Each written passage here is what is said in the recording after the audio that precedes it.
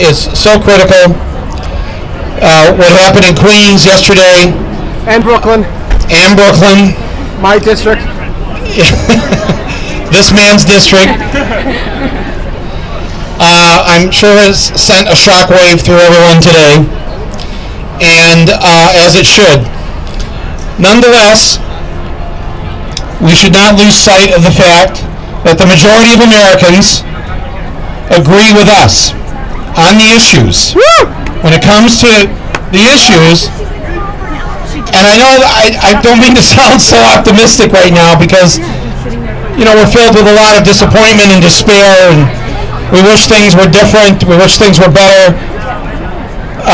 You know, I've been critical of President Obama for not coming in like gangbusters when he took office. He came in with an olive branch, which was commendable when you think about it, considering how the Republicans have wrecked the country in the previous 8 years.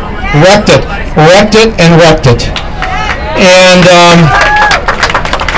And yet he was willing to sit down with them, and he was willing to give them a lot of what they wanted, and he was willing to even talk like they talk. And that still wasn't good enough. They wanted to believe that he didn't exist. That's how they behaved for the first 3 years, right? As if he were not there. We're just not going to do anything. We're not going to pass anything. We're going to stop everything. And we're just going to wait this out for 4 years till we get rid of him. I don't know if any of you read the book by Ralph Ellison, The Invisible Man, when you were in school, right? Where he wrote about being a black man in the United States of America and the sense of how you are invisible, you don't exist, you're a ghost, you're not worthwhile enough to even consider. And he wrote eloquently about being an invisible man in our society. They have treated Barack Obama as the invisible president, as if he doesn't exist. And they think they're going to get away with it. They absolutely think they're going to get away with it. And while I would have much preferred that he had come into office like Franklin Roosevelt, with an aggressive plan to pull this country out of the abyss, it was a historic moment. That didn't happen when we had both houses of Congress. You look back now and you just think, wow, you talk about lost opportunity, that we couldn't pull it together.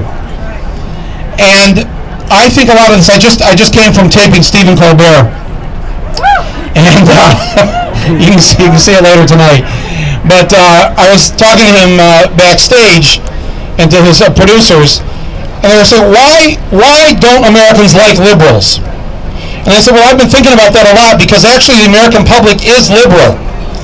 You go down all the issues, other than maybe the death penalty, the American people take the liberal position. The majority of Americans believe women should be paid the same as men. The majority of Americans believe in strong environmental laws. The majority of Americans are now against both of these wars. The majority of Americans now, for the first time, 54%, believe that gay marriage should be allowed. That's the American people that we share this country with. It's a liberal country. Now, they would never use that word. They're afraid of that word. They don't understand that word, in part because liberals for so many years were afraid of the word themselves. Afraid to stand up and say, yes, this is what I believe in. And the reason why we have this great country is because of the liberal policies that gave us the 8-hour day, that gave us Social Security, that gave us equal rights, civil rights, voting rights, on and on and on. It was liberals who did this. But liberals got afraid of saying that. Isn't that weird? We created a great country, and we became afraid of our own creation. Oh no, I'm not a liberal. Oh no, I'm not a liberal. No, I wouldn't use that word. I'd say maybe progressive. And I said to Colbert's producer, I said, here's the difference. You see, most Americans do not consider themselves to be either a Republican or a Democrat. Most people don't define themselves like that, right? You know that, right? You know where you came from, right? Nobody walks into the barbershop, I am a Democrat.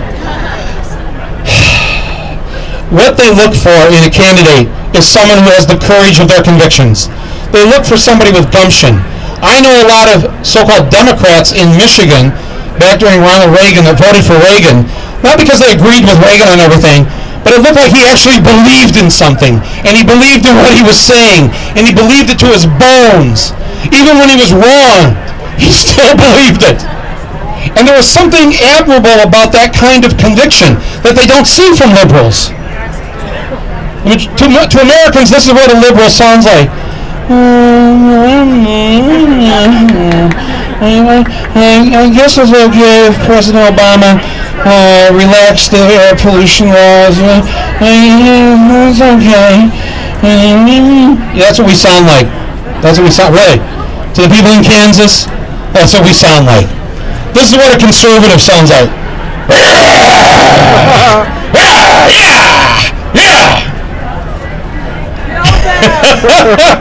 Social Security. Yeah, let's get rid of Social Security. Ponzi scheme, yeah. And even when they say things like Ponzi scheme, they don't get any trouble for it, right? Yeah, Ponzi scheme. Can you imagine a liberal saying, I think God is a Ponzi scheme? What would happen to that liberal politician? He wouldn't be running for president, would he? But take anything else that's sacred, they somehow get to say whatever they want, and it's thought of as, wow, that's pretty ballsy. And it is ballsy. And we need to start doing that ourselves. By the way, I don't mean that in any gender sort of way. No, I didn't mean that either. There's a female version of that, and I will select someone from the audience tonight to do that growl with a female voice. But I just think that we've got to look. We are blessed right now when we have the majority of Americans with us. They're with us on this war. They're with us on all these issues I went over. You know, when I was your age, the majority weren't with us. The majority weren't against the Vietnam War. They were for the Vietnam War. Those of us who fought against that war had a hell of a time because we were in the minority. You know, ask anyone in the women's movement, when women's liberation started, how lonely that position was to stand up and say that you have rights too. These people were not in they were in the minority. You are in the majority right now. You're in the majority. So what are we going to do with that? How are we going to organize that? When are we going to start running the right candidates? Yeah, that's part of the problem. Some of you here tonight need to think about running for office next year, or in 2014, or in 2016.